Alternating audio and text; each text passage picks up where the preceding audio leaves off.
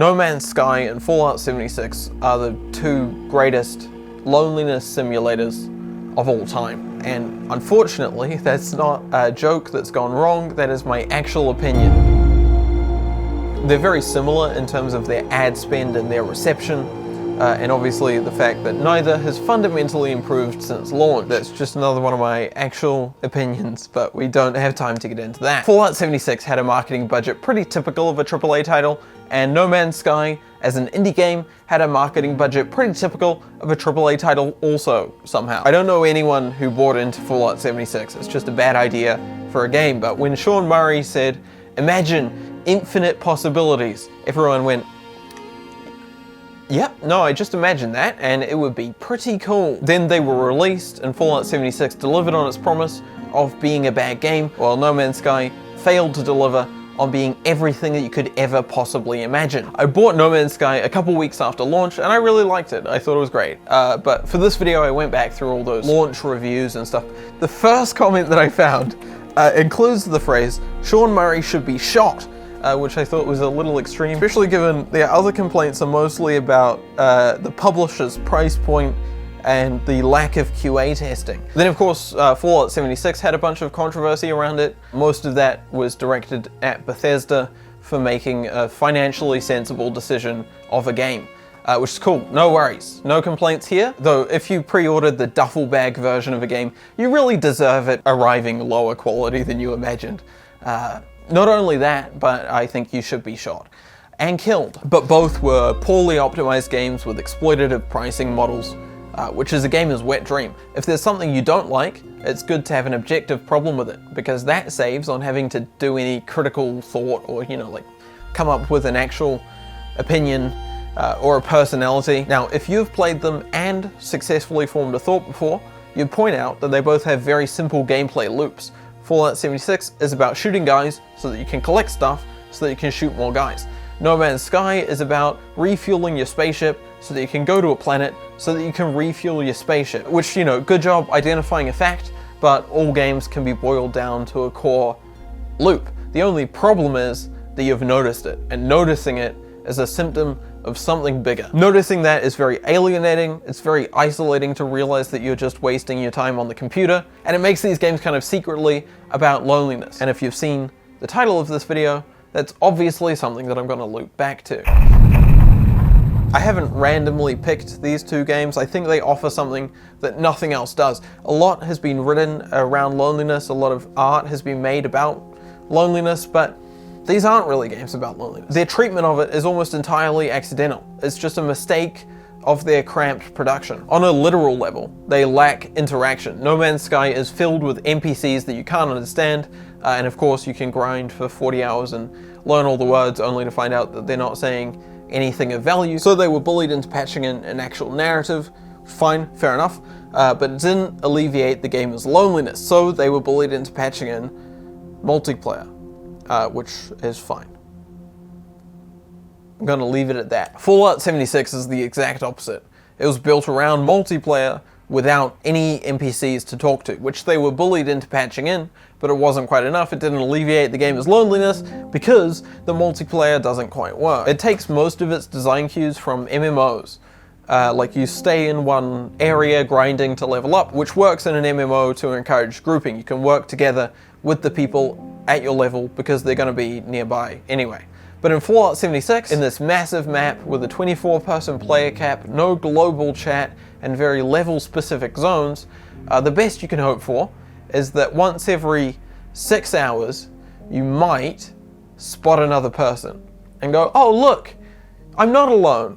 Watch them disappear into the distance and then go, "No, yeah, I am alone." But there's other loosely narrative-driven survival exploration games that are lonely, don't have NPCs or multiplayer, but also don't fill me with existential dread. Something like Subnautica, which didn't need me to say the word before it because I had that planned in my head. I just added that for the illusion of authenticity. But in Subnautica, you're not just surviving, but you're uncovering what's happened. you're overcoming threats, and there is a deliberate design to follow, where No Man's Sky was designed by computer and Fallout 76 was designed by the need to sell microtransactions. So even though they both have explorational storytelling in the form of like audio logs and hidden messages, there's the distinct feeling that rather than uncovering a narrative, you're randomly stumbling across pieces of fragments of information that will eventually belong on a wiki somewhere. But then something like Minecraft doesn't have any of that, and that is randomly generated. You can play single player, but it's not crushingly lonely. You could point at the breadth of things to do or like the easy to grasp mechanics, but I think it's about purpose. In Minecraft, whatever you do is towards a purpose of conquering this world. But in these games, you can't conquer these worlds, you can't fundamentally change these worlds. No Man's Sky has added base building, so within a little plot of land you can effect change, but the world won't change and you will move on, and your ship is temporary and your fleet is temporary and the world is set, and all you can do is pass through it. Fallout 76 is the same. You're transient, you don't stay on a server, your base is temporary, the monsters respawn, you can't affect change, and nothing you do matters. Now, usually games offer a threat to normality. Like, if you don't do the plot, the world will end, or at least the immediate vicinity will become a bit fucked. And what that does is gives the player stakes and purpose and goals. But these games don't bother with such gimmicks. No Man's Sky is an empty, infinite universe filled with the wreckage of battles long forgotten, and Fallout 76 takes Fallout's nuclear apocalypse and adds a zombie apocalypse on top. And it's not that in a post-apocalyptic world you can't have threats to normality. Of course you can, all of the other Fallout games do. Post-apocalypse stories are generally a way of imagining a new utopia. The only way that we can really imagine a world without capitalism is if the capitalism was destroyed by bombs. So the Fallouts are about the threats to that new society. But 76's double apocalypse means that there's just no society left. There's no life left. You can't rebuild. There's no world to save. You can go through the motions, but there's no meaning to anything and no purpose. Yep, I'm thinking this video is going to be pretty funny. But a personal story isn't about threats. Firewatch is about a character's loneliness, but critically, it's about that. There is a narrative, emotional journey to follow. You feel for that character, and there's a comfort in stories about loneliness. The reassurance that this universal condition is universal. And this, I think, is the real cause of people's reaction. These games do something that no other narrative can do. You are alone. You're just a tiny speck in this massive world. There's no meaningful interaction to be had, there's no characters to latch onto, no narrative to follow, no stakes or goals, no world to conquer, no point. There's just you and the computer. A lot like right now, really. Just you, isn't it? Just alone. It's fine, don't worry about it. Honestly, it would be more bleak if you were watching this with people. These games weren't a calculated effort to disappoint people, they're just a product of an exploitative industry where the time is bought and then these games get made by a revolving door of nameless, overworked, underpaid developers. But that's just generally a social problem now, right? Most work is temporary and fixed workplaces don't exist, so we're expected to be constantly on the move, alienating ourselves from society. While our institutions have collapsed and our public services are privatized and our social leisure has been replaced with media. So we've lost our common purpose.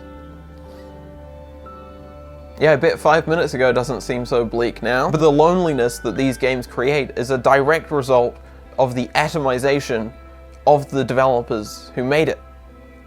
They're just like me. For some sick reason, we actually believe in the individual, the idea that we're all out to seek our own goals and ends and wealth. We're told that humans are fundamentally selfish and competitive, which is just not true. We're the most social of the mammals. That's how we got here. We'd rather experience physical pain than loneliness, which obviously makes it the most profitable place for the market to insert itself. More effective than torture, or at least that's what I say to comfort my hostages. Yeah, no, that's not a good joke, but without it, this is looking like a barren stretch to the end. Basically, you get fucked over by the individualism of modern global neoliberal capitalism until you become alone, and you're going, God, I've been fucked over by the individualism of modern global neoliberal capitalism until I've become alone. And then it's on you to fix that. And hang on.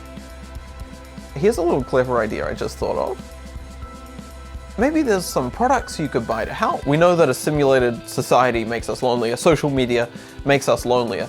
The popular assumption is that it's FOMO. I mean, I don't remember the last time I looked at social media and thought, I wish that was me. But there is something isolating about it. You know, it's almost as if being trapped in feedback loops designed to feed you enough social stimulation to keep scrolling, but never enough to meaningfully connect, is a bad thing. But it is enough to stop that short-term loneliness from kicking in. You know, our most profitable media keeps us satisfied, but we're just not designed to be eternally satisfied. Loneliness is like hunger. You're supposed to feel lonely. And I'm not saying that the great evil of our time is social media or video games or the printing press, but maybe sometimes it's good to be alone. And while I haven't come up with a solution to neoliberal individualism yet, in the meantime, why not download the launch version of No Man's Sky, walk around, stare into the void, realize that you will not find purpose, and feel more cosmically alone than you could ever possibly be. Or not, maybe that's not your thing and that's fine too, there's nothing wrong with being a coward.